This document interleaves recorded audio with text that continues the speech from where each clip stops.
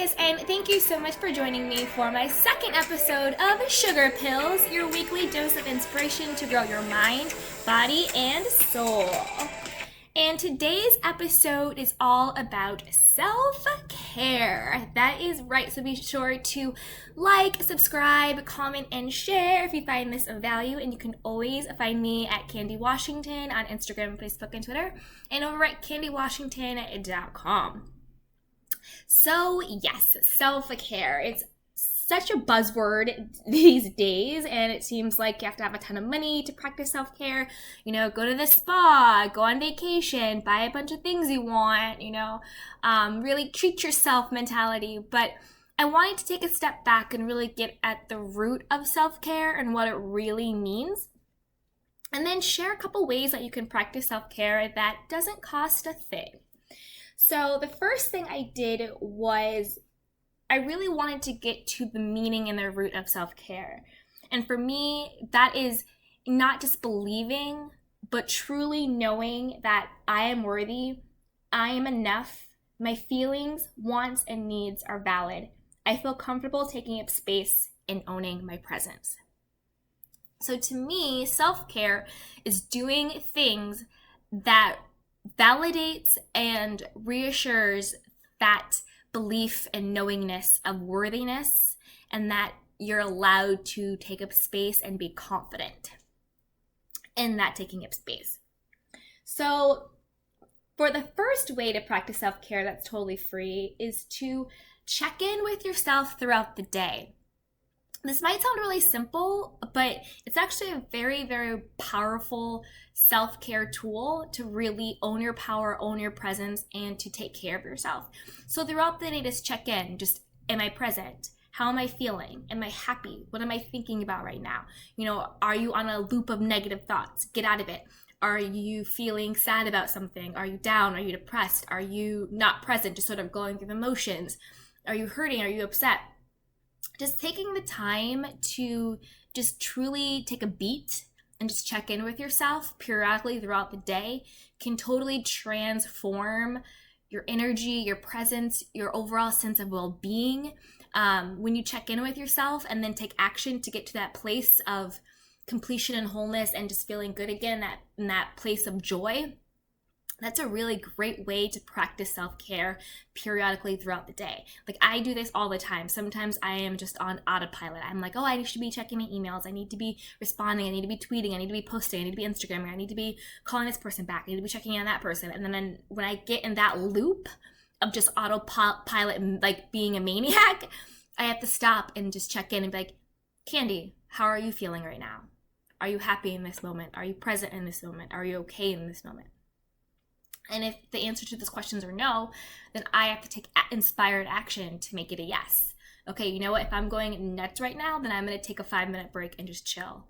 I'm going to meditate. I'm going to journal. I'm going to watch TV. I'm going to eat something really super yummy. I'm just going to chill out. I'm going to, stop work for the day and just chill. Because sometimes you have to just really check in with yourself. And another way to check in with yourself is if someone is treating you a certain way, or if you're in a certain situation and you don't really know what to do, just ask yourself, how does this make me feel? And if it doesn't make you feel peaceful, happy, or joyful, it's not for you. So just checking in with yourself is a super powerful way to practice self-care throughout the day. So another way to practice self-care that doesn't cost a thing is harnessing the power of the word no. This is going to sound a little nuts, but I used to really have a problem saying no. I was definitely a yes person. I always could just say yes. I could do it. I can handle it on my own. I don't need help. I got this. Yes, yes, yes, yes, yes, yes, yes, yes, yes. Even if I didn't want to do it, even if I, wasn't feeling it, I would say yes, because I had this irrational fear of saying no, that somehow if I said no, someone wouldn't like me, or they wouldn't find me valuable, or if I said no, then they wouldn't want to work with me again, or whatever irrational crap I had going on in my own head. But when I really started to harness the power of no, because again, having that belief that my feelings, my wants, my needs are valid and they are important, that I am my first and best priority, made me realize that I owe it to myself to protect my energy, to protect my time, and to protect my space. And in order to do that, I cannot say yes to everything that does not serve me. And that's not being selfish. It's not being cocky. It's being a healthy, adjusted adult. And that's pretty much all it is. So definitely harness the power of no. Like, no, I can't do that right now. Or no, I can't do that. No, but thank you so much. No, not right now. No, not ever. Whatever it is, just harness the power of no. And if someone is uncomfortable with you telling them no, then that's a check that maybe that person isn't really for you and isn't really supposed to be in your space and world. Because if someone can't respect you saying no, that person doesn't respect you at all. So really check in on that. You know, if someone said no to you, your world wouldn't fall apart. You would deal with it and move on. And so that's what other people should do as well. They should deal with it and move on. And so another way to practice self-care that doesn't cost a thing is to take a bubble bath. One thing that I love to do is I love to just draw a nice hot bath, pour, some like really yummy smelling soap in there, get the bubbles going, and just relax, put on some relaxing music, turn the lights down, maybe light a candle, and just chill out.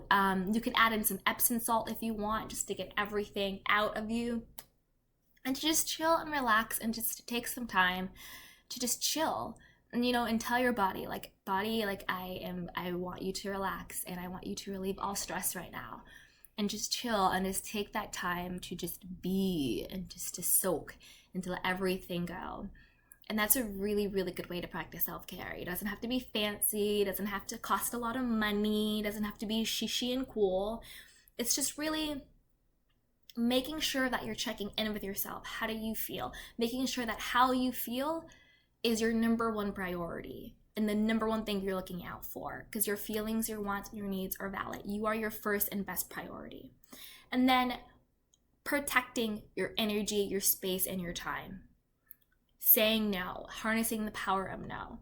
And then taking moments out just to do things to relax and chill and just to chill, whether it's meditating, that is completely free.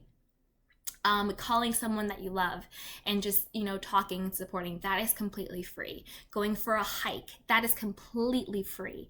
Doing it at home, facial mask, that is completely free. Taking a bubble bath, that is completely free. Writing in a journal, that is completely free. Taking a quote unquote sick day from work and just playing hooky and having fun, that is completely free. So there are so many things that you can do to practice self-care that isn't expensive and it isn't trendy or cool. It is just truly shifting your mindset to knowing that you are your first and best priority. So if you found this podcast helpful and of value, please be sure to share with your friends, subscribe on iTunes, comment, and rate. And if you guys have any questions or requests for another podcast, be sure to email me at info@candywashington.com. You can always find me on Instagram, Facebook, and Twitter at candywashington, at candywashington.com. And if you want to pick up some cool, cheeky swag, head over to shop.candywashington.com. And until next time, my lovelies, I will see you then. Bye-bye.